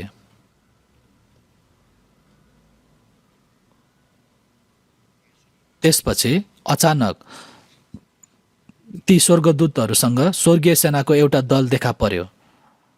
गोठालाहरूले हेर्दाखेरि स्वर्गका स्वर्गीय सेनाको दलले एकदमै ठुलो स्वरमा गाइरहेका थिए कि सर्वोच्चमा परमेश्वरलाई महिमा र पृथ्वीमा जुन मानिसहरूसँग उहाँ प्रसन्न हुनुहुन्छ तिनीहरूलाई शान्ति।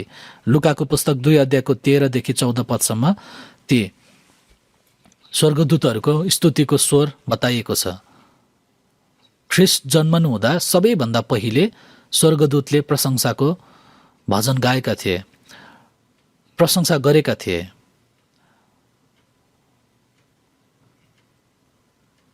त्यसैले स्वर्गमा गयौँ भने हामी स्वर्गदूतहरूसँगै स्तुतिको भजन गाउनेछौँ। स्वर्गदूतले चाहिँ उद्धार नपाउने भए तापनि परमेश्वरज्यूले विशेष रूपमा उहाँको प्रशंसा गर्नलाई सृष्टि गर्नुभएको स्वर्गदूत हो। परमेश्वरजीले हामीलाई उद्धार गर्नुभएको त्यो सबै कुरा स्वर्गदूतले हेरिरहेको थियो। तर पतन भएको स्वर्गदूतले सारा स्वर्गदूतमध्ये 3 भागको 1 भाग परमेश्वरबाट निकालिएर शैतान र शैतानको दूतहरू फौज भएको छ। ती सबै चाहिँ नरकमा जान्छन् र अरू बाँकी स्वर्गदूतहरूले चाहिँ त्यो पापमा नफसेको कुरामा धन्यवादी हुनेछन्। आफूहरूलाई परमेश्वरजीको महिमा दिनुभएको कुराप्रति ती स्वर्गदूतहरू धन्यवादी हुनेछन्। हामीले उद्धार पाएको कुरा जुन चाहिँ हामी पतन भएका थियौँ तर हामीलाई परमेश्वरजीको त्यो ठुलो अनुग्रह र प्रेमले उद्धार गर्नुभएको कुराको विषयमा हामीहरू सँगै एउटै मन लिएर हामीसँगै स्वर्गदूतहरूले प्रशंसा गर्नेछन्। त्यसैले स्वर्गमा गयौँ भने स्वर्गदूतहरू सँगै प्रशंसा गर्दा त्यो दृश्यलाई कसरी विचार गर्नुहुन्छ? त्यो कति धेरै सुन्दर र भव्य र उच्च प्रशंसाको स्वर हुन्छ होला। प्रकाशको पुस्तक 7 अध्यायलाई एकछिन हेर्नेछौँ। प्रकाशको पुस्तक 7 अध्याय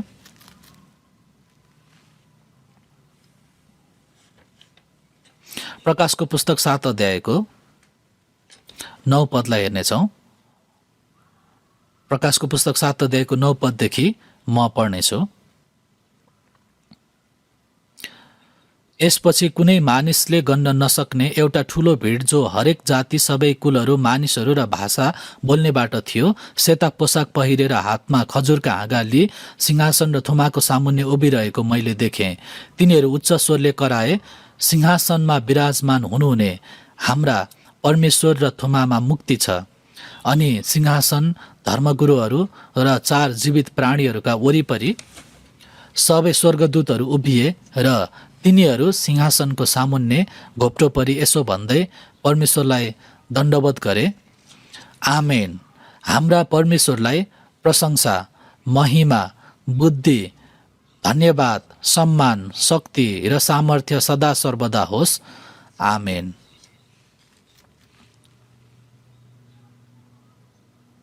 यो जो हरेक जाति सबै कुलहरू मानिसहरू र भाषा बोल्ने यो ठुलो भिड जुन कुनै मानिसले पनि गर्न नसक्ने समूह थियो, सेता पोसाक पहिरेर परमेश्वरजीको सिंहासनको सामुन्ने ठुलो भिडले प्रशंसाको भजन गाउनेछन्। सारा संसारका उद्धार पाएका सन्तहरू प्रकाश 7 अध्यायमा हेऱ्यौँ भने यस पृथ्वीमा चाहिँ 1,44,000 इस्राएलीहरूका बाँकी रहेकाले अन्तिममा उद्धार पाउने समय हुन्छ र उद्धार पाइसकेकाहरूले चाहिँ स्वर्गदूतहरूको स्वर्ग राज्यको प्रशंसाको भजन परमेश्वरजीको सामुन्ने भजन गाउने स्वरूप हो। हामी पनि त्यहाँ गएर सँगै भजन गाउनेछौँ। स्वर्गदूतहरू पनि परमेश्वरज्यूलाई सँगै उद्धार पाएका सन्तहरूसँग सँगसँगै प्रशंसाको भजन गाउनेछन्। त्यो समय र दृश्यलाई एकचोटि कल्पना गरी हेर्नुहोस्, त्यो अति नै महान र भव्य हुनेछ। भजनमा पनि छ नि, यसपछि माथि स्वर्ग उक्ली अझै राम्रो ठाउँबाट मलाई उद्धार गर्नुभएको अनुग्रहको सधैँ प्रशंसा गर्नेछु, प्रशंसा गर्नेछु, हो सधैँ प्रशंसा गर्नेछु, सधैँ प्रशंसा गर्नेछौँ। स्वर्गमा गएर हामीले गर्ने काम के हो? के गर्नुहुन्छ हजुर? के त्यहाँ पनि प्रचार गर्छौँ कि? मण्डलीको सेवा गर्ने, सरसफाइ गर्ने गर्छौँ कि?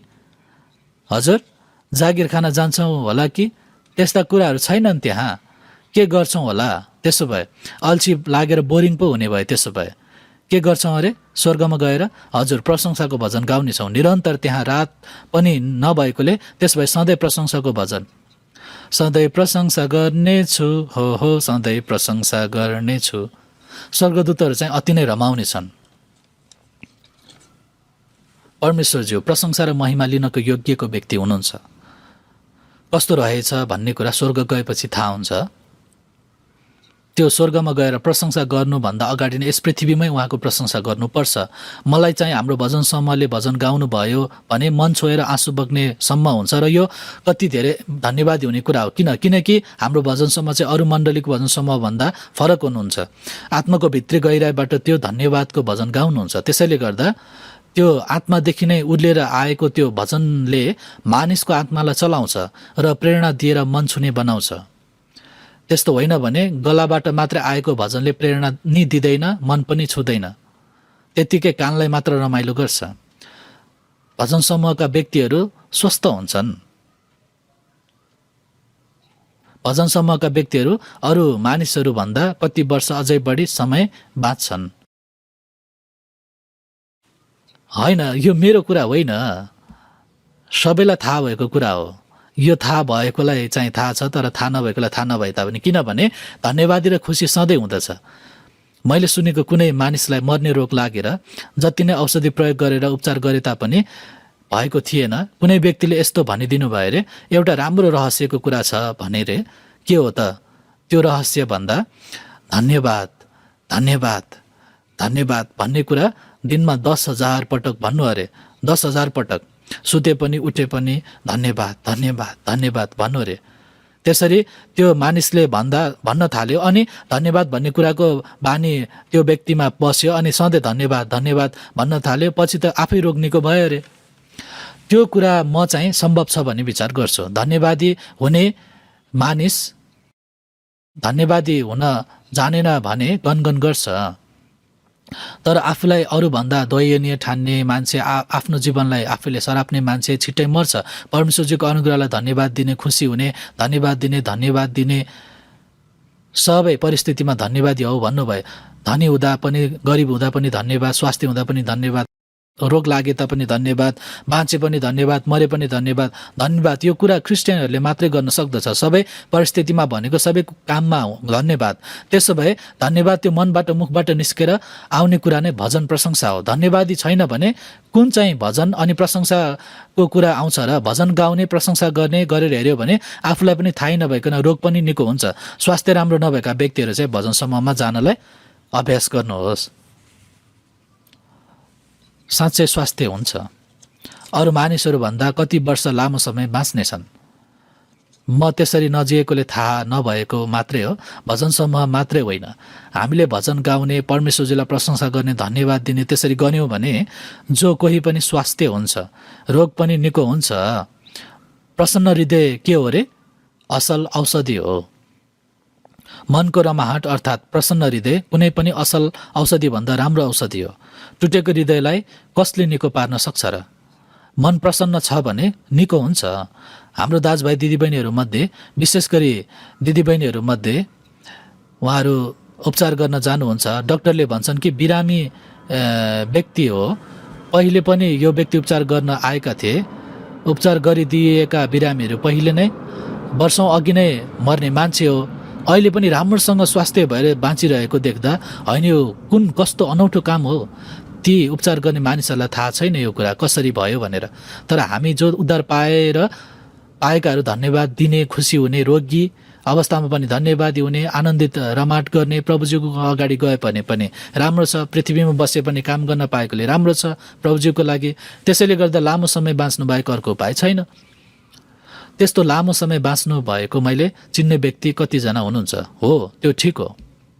जो कोही हुनु भए तापनि भजन धेरै गाउनुहोस् है। म पनि अब भजन गाउने समय नभएर अब पछि चाहिँ अलि धेरै भजन गाउनलाई कोसिस गर्नेछु भन्ने अहिले विचार गर्दछु। आजैदेखि त्यसरी गर्नेछु। भजन गाउने, प्रशंसा गर्ने कुरा त्यस्तो राम्रो रहेछ भन्ने कुरा मैले यो प्रवचन तयारी गर्दै गर्दा थाहा भएको थियो। त्यसैले अहो, यो प्रशंसाको भजन हामीलाई उद्धार गर्नुभएको कुरा चाहिँ परमेश्वरजीको प्रशंसा होस् भनेर, परमेश्वरजीको प्रशंसाको निम्ति हो। स्वर्गमा गएर पनि अनन्तसम्म प्रशंसाको भजन गाउने, प्रशंसा गर्ने हो स्वर्गदूतहरूसँगै। त्यसैले फिलिपीको पुस्तक 1 अध्यायलाई एकछिन हेर्नेछौँ। फिलिपीको पुस्तक 1 अध्याय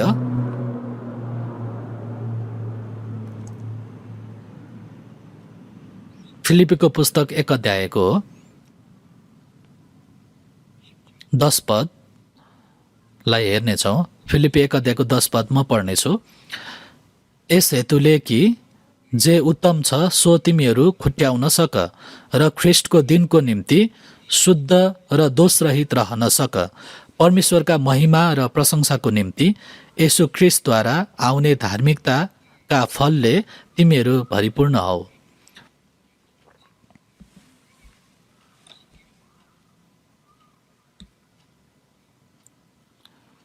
जे उत्तम छ सो तिमीहरू खुट्याउन सक।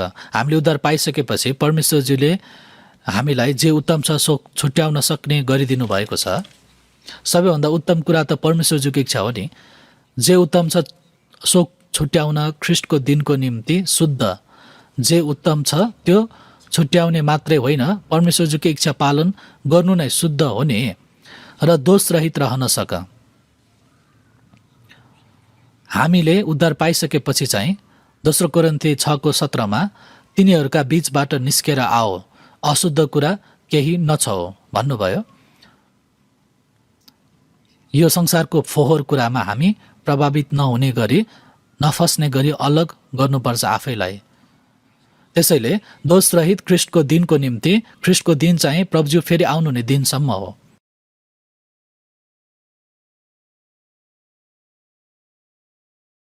विवाहको मिति अब निश्चित भएर बसेकी दुलही, त्यो दुलहा जो अति राम्रो दुलहा जत्तिकै दुलही पनि एकदम मिल्ने गरी त्यो दुलहाको अगाडि उभिनलाई योग्यसँग तयारी गर्ने छिन्। मन र सबै जीवन ठिक स्वाभाविक रूपमा मिल्ने गरी विवाह गर्ने अघिल्लो दिनसम्म अरू पुरुषहरूसँग घुम्ने फिर्ने र कामै नलाग्ने ठट्टा हाँसी मजाक गर्नु हुँदैन नि। आफूलाई एकदम ठिक मिल्ने गरी चिरीच्याट्ट सिँगारिएर सफासँग आफैलाई शुद्ध पारेर दुलहाको अगाडि दोषरहित, दुलहा अति नै राम्रो व्यक्ति जत्तिकै उनको हुने पत्नी पनि शुद्धसँग दुलहा जत्तिकै हुन सक्ने गरी हाम्रो प्रभुजी कति धेरै पवित्र हुनुहुन्छ। प्रकाश पुस्तक 19 अध्यायमा हेऱ्यौँ भने हामी रमाउँ र अत्यन्त खुसी हौँ र उहाँलाई महिमा दियौँ, किनकि थुमाको विवाहको दिन आएको छ र उहाँकी दुलही स्वयं तयारी भएकी छिन्। चहकिलो र स्वच्छ मलमलको वस्त्र पहिरिन तिनलाई दियो। चहकिलो मलमलको वस्त्र सन्तहरूको धार्मिक कार्य हुन्। थुमाकी दुलही स्वयं तयारी भएकी छिन्। चहकिलो र स्वच्छ मलमलको वस्त्र पहिरन तिनलाई दियो। त्यो चाहिँ सन्तहरूको धार्मिक कार्य हुन्। उद्धार पाउनुभन्दा अगाडि चाहिँ दयनीय पापी थियो, तर अब हामी प्रभुजीको सामुन्ने उभिँदाखेरि चाहिँ चहकिलो, शुद्ध, दोषरहित, दोष, दाग र गाली खानुपर्ने कुरा बिना उहाँको सामुन्ने उभिन सक्ने गरी झन तयारी हुँदै जानुपर्छ। इसाई जीवन त्यत्तिकै शनिबारको दिन भयो भने बाइबलको धुलो पनि टकटकाएर सफा लुगा लगाएर ध्यान केन्द्रित लगाएर वचन पनि गाउने, त्यो कुरामा धन्यवादी त धन्यवादी भए तापनि पारिवारिक जीवन, जागिरको जीवन, सामाजिक जीवन, यी सबै जीवन ठिक मिलेको र शुद्धसँग जियो भने मात्रै शनिबारको दिन साँचो आराधना चढाउन सकिन्छ। हामी चाहिँ भेला भएर आराधना सुरु गर्नेछौँ भन्ने कुरा भन्दैनौँ नि। हाम्रो जीवन सबै नै आराधना भएकोले त्यसरी गर्दैन भने अरू धर्मका मानिसभन्दा के चाहिँ फरक छ र भनेको। अल्लाह ईश्वरलाई पुज्ने यो मुस्लिमहरू पनि दिनमा कति पटक मानिसहरू दिनमा 7 पटक अल्लाह ईश्वरको लागि प्रार्थना गर्छन्। अति नै गजब छ। अल्लाहको लागि मर्छन् त्यत्तिकै। त्यस्तो बाहिरी देखावटी बोक्रा चाहिँ राम्रोसँग गर्छन्। हामी चाहिँ साँच्चै अब प्रभुज्यूको अगाडि उभिने दिन अति नै नजिक आएको छ। प्रभुज्यूको अगाडि उभिँदाखेरि कस्तो स्वरूपमा उभिने हो त? साँच्चै चहकिलो स्वच्छ मलमलको वस्त्र जो सन्तहरूको धार्मिक कार्य हुन् त्यसरी भन्नुभएको छ। त्यसैले फिलिपी 1:10 र 11 ख्रिस्टको दिनको निम्ति शुद्ध र दोषरहित रहन सक। ख्रिस्टको दिन अर्थात् प्रभुजी आउनुहुने दिन, यसु ख्रिस्टद्वारा आउने धार्मिकताका फलले तिमीहरू भरिपूर्ण हौ। हामी उद्धार पाइसकेपछि हाम्रो बोलीले, हाम्रो व्यवहारले, हाम्रो आज्ञाकारी जीवन, बलिदान गर्ने जीवन, सुसमाचारको लागि, मण्डलीको लागि, उद्धार पाएका सन्तहरू आपसमा प्रेम गर्दै सहायता दिने, ती सबै कुरा नै धार्मिकताका फल हो। धार्मिकताको फलले भरिपूर्ण भएर परमेश्वरका महिमा र प्रशंसाको निम्ति, यहाँ पनि प्रशंसाको भजन गाउनको निम्ति भन्नु भएन, तर परमेश्वरका महिमा र प्रशंसाको निम्ति भन्नुभयो। हाम्रो त्यो जीवन सबै नै परमेश्वरजीको प्रशंसा भएको हुनुपर्छ। थाहा छ हजुरहरूलाई? त्यसरी गर्न र जिउन सकिन्छ हजुर? त्यसरी गर्ने गरी र जिउने गरी कोसिस गर्नेछौँ। धन्यवाद। म पनि कोसिस गरी हेर्नेछु अझै। हो, कोसिस गर्नै पर्छ। परमेश्वरजीले हामी सबैलाई हेर्नुहुँदा परमेश्वरजीको मुखबाट प्रशंसाको वचन स्वाभाविक रूपमा निस्केर आउने गरी कोसिस गर्दै जिउनुपर्छ। परमेश्वरजी प्रशंसा लिन, अनन्तसम्म प्रशंसा लिनलाई योग्यको व्यक्ति हुनुहुन्छ। ती स्वर्गदूतहरू हामीहरूसँगै प्रशंसा गर्नलाई पर्खिरहेका छन्। स्वर्गमा गयौँ भने ती ठुलो भिडले अति नै चर्को स्वरले प्रशंसाको भजन गाउँदा अति नै गुन्जयमान हुन्छ। त्यो भजनको स्वरले हो, त्यो सत्य हो। त्यो स्तुति प्रशंसाको स्वर ठुलो पानीको बहाव जस्तै हुनेछ भनिएको छ। अति नै गुन्जयमान त्यो प्रशंसाको भजन विचार मात्रै गरेर हेरे तापनि छाती फुलेर आउँछ। अनि यस पृथ्वीमा बाँचुन्जेलसम्म पनि हामीले परमेश्वरजीको प्रशंसा गर्नुपर्छ। त्यसैले त्यस्तो हामी परमेश्वरजीको प्रशंसाको भजन हुनुपर्छ भनी विचार गर्दछु। हिब्रूको पुस्तक 13 अध्यायलाई फेरि एकछिन हेर्नेछौँ। हिब्रूको पुस्तक 13 अध्यायको 15 पदलाई हेर्नेछौँ। 15 पद हिब्रूको पुस्तक 13 अध्यायको 14 पददेखि म पढ्नेछु। 14 पददेखि हिब्रूको पुस्तक 13 अध्यायको 14 पददेखि म पढ्नेछु। किनकि हाम्रो यहाँ रहिरहने सहर छैन, तर आउने चाहिँ सहरको हामी प्रतीक्षा गर्दछौँ। यसकारण परमेश्वरलाई यसुद्वारा प्रशंसाको बलि निरन्तर चढाउँ। यो प्रशंसा उहाँको नाउँ स्वीकार गर्ने ओठको फल हो।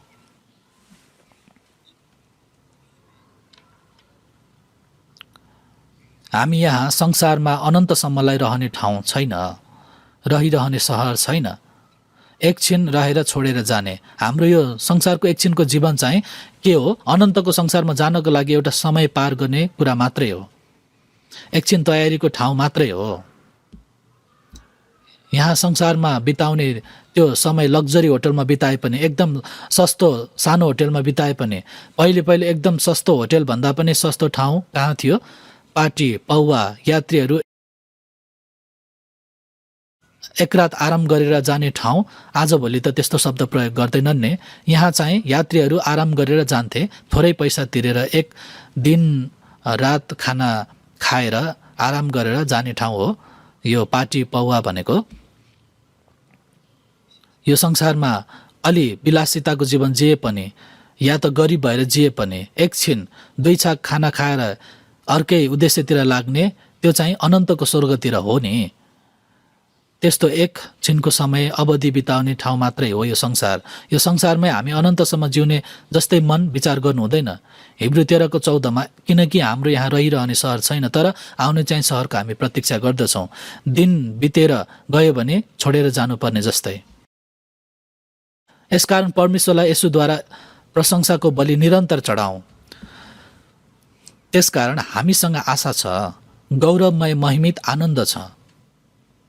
एकछिन केही समयपछि त्यो आशा पुरा हुन्छ। त्यसैले प्रशंसाको बलि निरन्तर परमेश्वरज्यूलाई चढाउँ।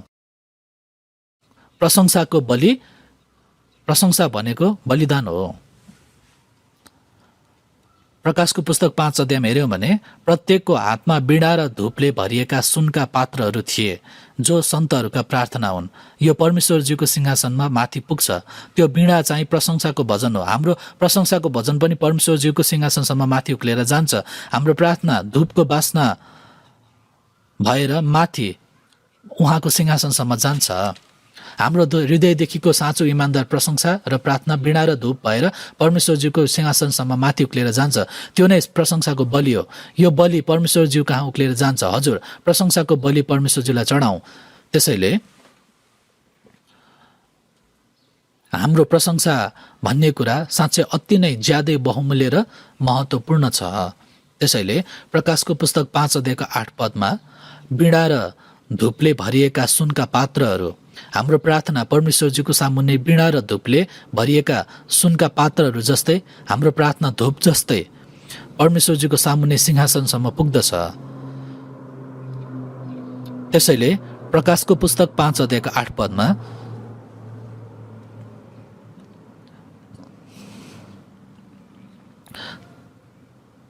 चारै जीवित प्राणी, यो 4 जीवित प्राणी भनेको सबै सृष्टिको प्रतिनिधित्व हो र 24 धर्मगुरुहरू, 24 धर्मगुरुहरू भनेको पुरानो करारका 12 कुल र नयाँ करारका 12 प्रेरितहरूको प्रतिनिधित्व गर्ने सबै पुरानो करार र नयाँ करारका सन्तहरूको प्रतिनिधित्व हो। तिनीहरू थुमाको सामुन्ने घोप्टो परेर उहाँ परमेश्वरज्यूलाई प्रशंसा गर्ने विषय आएको छ। त्यसैले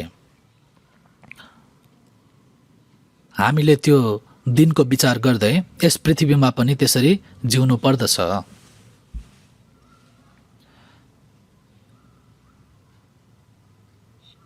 भजन सङ्ग्रहको पुस्तक 115 अध्यायलाई एकछिन हेर्नेछौँ। भजन सङ्ग्रहको पुस्तक 115 अध्याय